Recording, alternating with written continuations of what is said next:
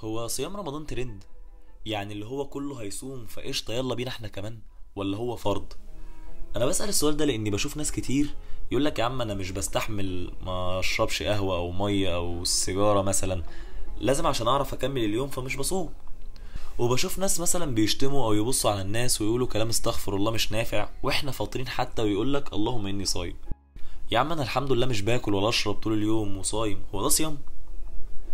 هو الصيام اكل وشرب ولا طهارة للقلب وللعقل ولكل حاجة؟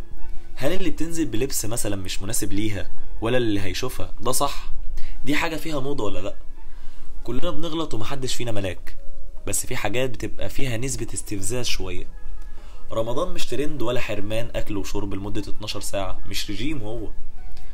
شهر رمضان زيه زي المدرس اللي بيعلمك كل حاجة وبيحرمك من اللذات علشان تقدر قيمة النعمة وعلشان تتحكم في نفسك وتعرف تعيش عيشة صح.